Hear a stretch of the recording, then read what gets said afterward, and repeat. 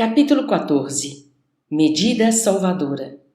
Havíamos terminado a ativa colaboração num elevado ambiente consagrado à prece, quando certo companheiro se abeirou de nós, reclamando o concurso do assistente, num caso particular. Calderaro, de certo, conheceria os pormenores da situação, porque entre ambos logo se estabeleceu curioso diálogo. Infelizmente, dizia o informante, nosso Antídio não sobreleva a situação. Permanece em derrocada quase total. Vinculou-se de novo a perigosos elementos da sombra e voltou aos desacertos noturnos com grave prejuízo para o nosso trabalho socorrista. Não lhe valeram as melhoras da quinzena passada? Indagou fraternalmente o orientador. Aproveitou-as para mais presto volver à irreflexão. Esclareceu o interlocutor com inflexão magoada. É de notar, porém, que se achava quase de todo louco. Sim, mas conseguiu fruir, outra vez, estado orgânico invejável, mercê de sua intervenção última. Logo, porém, que se viu fortalecido, tornou desbragadamente aos alcoólicos. A sede escaldante, provocada pela própria displicência e pela instigação dos vampiros que, vorazes, se lhe enxameiam à roda, everteu-lhe o sistema nervoso. A organização perispirítica, semi-liberta do corpo denso pelos perniciosos processos da embriaguez, povoa-lhe a mente de atros pesadelos, agravados pela atuação das entidades perversas que o seguem passo a passo. Estará em casa a esta hora? Inquiriu Calderaro com interesse. Não, disse o outro abatido. Deixei-o ainda agora num centro menos digno, onde a situação do nosso doente tornou características lamentáveis. O instrutor estudou o caso em silêncio durante alguns instantes e considerou. Poderemos providenciar, contudo, se da outra vez consistiu o socorro em restituí-lo ao equilíbrio orgânico possível, no momento, há que agir em contrário. Convém ministrar-lhe provisória e mais acentuada desarmonia ao corpo. Neste, como em outros processos difíceis, a enfermidade retifica sempre e, contemplando o benfeitor no necessitado distante, interrogou. De acordo? Perfeitamente. Redarguiu ele, sem hesitação. O meu amigo é especialista em assistência e eu lhe acato as determinações. O que nos interessa é a saúde efetiva do infeliz irmão, que se entregou sem defesa aos reclamos do vício. Rumamos para o local em que deveríamos acudir o amigo extraviado. Penetramos o recinto, servido de amplas janelas e abundantemente iluminado. O ambiente sufocava. Desagradáveis emanações se faziam cada vez mais espessas à maneira que avançávamos. No salão principal do edifício, onde abundavam extravagantes adornos, algumas dezenas de pares dançavam, tendo as mentes absorvidas nas baixas vibrações que a atmosfera vigorosamente insuflava. Indefinível e dilacerante impressão dominou-me o ser. Não provinha da estranheza que a indiferença dos cavalheiros e a leviandade das mulheres me provocavam. O que me enchia de assombro era o quadro que eles não viam. A multidão de entidades conturbadas e viciosas que aí se movia era enorme. Os dançarinos não bailavam sós, mas, inconscientemente, correspondiam no ritmo assodado da música inferior a ridículos gestos dos companheiros irresponsáveis que lhes eram invisíveis. Atitudes simiescas surdiam aqui e ali e, de quando em quando, gritos histéricos feriam o ar. Calderaro não se deteve. Mostrava-se habituado à cena, mas, não conseguindo sofrear a estupefação que se assenhoreara de mim, solicitei-lhe uma intermitência, perguntando: meu amigo, que vemos? Criaturas alegres cercadas de seres tão inconscientes e perversos? Pois será crime dançar? Buscar alegria constituirá falta grave? O orientador escutou pacientemente as indagações ingênuas que me escapavam dos lábios, ditadas pelo espanto que me assomara repentinamente, e esclareceu. Que perguntas, André? O ato de dançar pode ser tão santificado como o ato de orar, pois a alegria legítima é sublime herança de Deus. Aqui, porém, o quadro é diverso. O bailado e o prazer nesta casa significam declarado retorno aos estados primitivos do ser, com iniludíveis agravantes de viciação dos sentidos. Observamos neste recinto homens e mulheres dotados de alto raciocínio, mas assumindo atitudes de que muitos símios, talvez, se pejassem. Todavia, esteja longe de nós qualquer recriminação. Lastimemo-los simplesmente. São trânsfugas sociais e, na maioria, rebeldes à disciplina instituída pelos desígnios superiores para os seus trilhos terrestres. Muitos deles são profundamente infelizes, precisando de nossa ajuda e compaixão.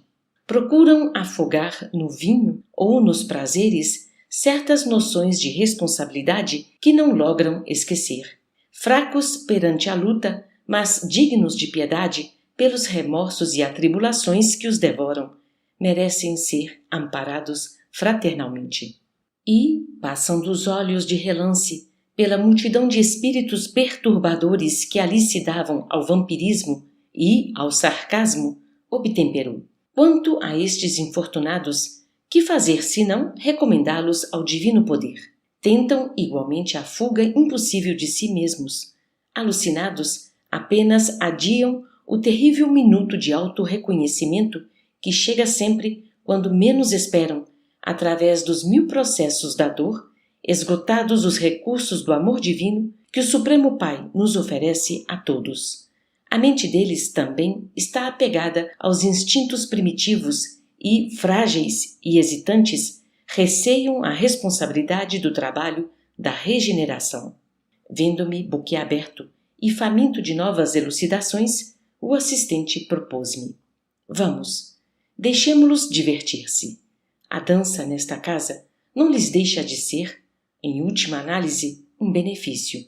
Chegaram nossos amigos encarnados e desencarnados aqui presentes a nível tão desprezível que, sem dúvida, não fora o sapateado, estariam rodando lá fora em atos extremamente condenáveis, tal a predisposição em que se encontram para o crime. Que o Pai se comisere de todos nós. Demandamos o interior apressadamente. Numa saleta abafada, um cavalheiro de 45 anos presumíveis jazia a tremer. Não conseguia manter-se de pé. Calderaro examinou-o detidamente e indagou do novo amigo que nos acompanhava. Voltou aos alcoólicos há muitos dias? Precisamente há uma semana. Vê-se que se esgotou rápido. Enquanto encetava a aplicação de fluidos magnéticos, o orientador aconselhou-me notar os característicos do quadro dantesco sob nossos olhos. Antídio, doente e desventurado, a despeito das condições precárias, reclamava um copinho, sempre mais um copinho, que um rapaz de serviço trazia, obediente. Tremiam-lhe os membros, denunciando-lhe o abatimento. Álgido suor lhe escorria da fronte e, de vez em quando, desferia gritos de terror selvagem. Em derredor, 4 entidades embrutecidas submetiam-no aos seus desejos. Empolgavam-lhe a organização fisiológica, alternadamente uma a uma, revezando-se para experimentar a absorção das emanações alcoólicas, no que sentiam singular prazer. Apossavam-se particularmente da estrada gástrica, inalando a bebida a volatizar-se da cárdia ao piloro. A cena infundia angústia e assombro. Estaríamos diante de um homem embriagado ou de uma taça viva cujo conteúdo sorviam gênios satânicos do vício? O infortunado Antídio trazia o estômago atestado de líquido e a cabeça turva de vapores. Semidesligado do organismo denso pela atuação anestesiante do tóxico, passou a identificar-se mais intimamente com as entidades que o perseguiam. Os 4 infelizes desencarnados a seu turno tinham a mente invadida por visões terrificantes do sepulcro que haviam atravessado como dipsomaníacos. Sedentos, aflitos, traziam consigo imagens espectrais de víboras e morcegos dos lugares sombrios onde haviam estacionado. Entrando em sintonia magnética com o psiquismo desequilibrado dos vampiros, o ébrio começou a rogar estentoriamente: "Salve-me! Salve-me, por amor de Deus!" E, indicando as paredes próximas, bradava sobre a impressão de indefinível pavor: "Oh, os morcegos! Os morcegos! Afugentem-nos! Detenham-nos! Piedade! Quem me livrará? Socorro! Socorro!" Dois senhores, também obnubilados pelo vinho, aproximaram-se espantados. Um deles, porém, tranquilizou o outro, dizendo: "Nada demais. É o Antídio, de novo. Os acessos voltaram. Deixemo-lo em paz." Enquanto isso, o desditoso ébrio continuava bradando: "Ai, ai, uma cobra! Aperta-me, sufoca-me! Que será de mim? Socorro!" As entidades perturbadoras timbravam nas atitudes sarcásticas, gargalhavam de maneira sinistra. Ouvia-as o infeliz ali ecoarem no fundo do ser e gritava, tentando investir, embora cambaleante, os algozes invisíveis: "Quem zomba de mim? Quem?"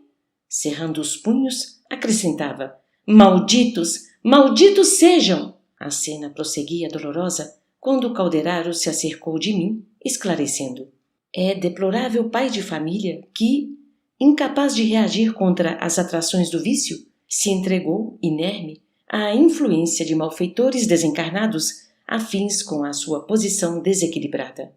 Em atenção às intercessões da esposa e de 2 filhinhos amoráveis que o seguem, assistimos-lo com todos os recursos ao alcance de nossas possibilidades. Entretanto, o imprevidente irmão não corresponde ao nosso esforço. Emerge de todas as tentativas, mais e mais disposto à perversão dos sentidos. Busca, acima de tudo, a fuga de si mesmo. Detesta a responsabilidade e não se anima a conhecer o valor do trabalho. Atenuando-lhe a ânsia irrefreável de sorver alcoólicos, esperamos se reeduque. Para isso, porém, usaremos agora recurso drástico, já que o desventurado se revela infenso a todos os nossos processos de auxílio. Fixando em mim expressivo olhar, concluiu: Antídio, por algum tempo, a partir de hoje, será amparado pela enfermidade. Conhecerá a prisão no leito durante alguns meses, a fim de que se lhe não apodreça o corpo num hospício, o que se iniciaria dentro de alguns dias, lançando nobre mulher e 2 crianças em pungente incerteza do porvir. Dito isto, Calderaro encetou complicado serviço de passes ao longo da espinha dorsal. O enfermo aquietou-se pouco a pouco na velha poltrona em que se mantinha. O assistente passou a aplicar-lhe eflúvios luminosos sobre o coração durante vários minutos. Notei que essas emissões se concentravam gradativamente no órgão central, que, em certo instante, acusou parada súbita. Antídio parecia prestes a desencarnar, quando o orientador lhe restituiu as energias em movimentação rápida. Premido pelo fenômeno circulatório que lhe valeu tremendo choque, o desditoso amigo pôs-se a pedir auxílio em altos brados. Havia tamanha inflexão de dor na voz lamentosa que grande número de pessoas se aproximaram penalizadas. Um piedoso cavalheiro tomou-lhe o pulso, verificou a desordem do coração e, presto, requisitou um carro da assistência pública. Em breves momentos, Antídio era transportado em maca de hospital para receber socorro urgente, seguido de perto pelo solícito benfeitor espiritual. Retirando-se em minha companhia, Calderaro acrescentou tristonho: "O infortunado amigo será portador de uma nevrose cardíaca por 2 a 3 meses aproximadamente. Debalde usará a valeriana e outras substâncias medicamentosas. Em vão apelará para anestésicos e desintoxicantes. No curso de algumas semanas, conhecerá intraduzível mal-estar de modo a restabelecer a harmonia do cosmo psíquico. Experimentará indizível angústia, submeter-se-á a medicações e regimes que lhe diminuirão a tendência de esquecer as obrigações sagradas da hora e lhe acordarão os sentimentos, devagarinho, para a nobreza do ato de viver. Notando-me a estranheza, o assistente concluiu: que fazer, meu amigo? As mesmas forças divinas que concedem ao ser humano a brisa cariciosa infligem-lhe a tempestade devastadora. Uma e outra, porém, são elementos indispensáveis à glória da vida.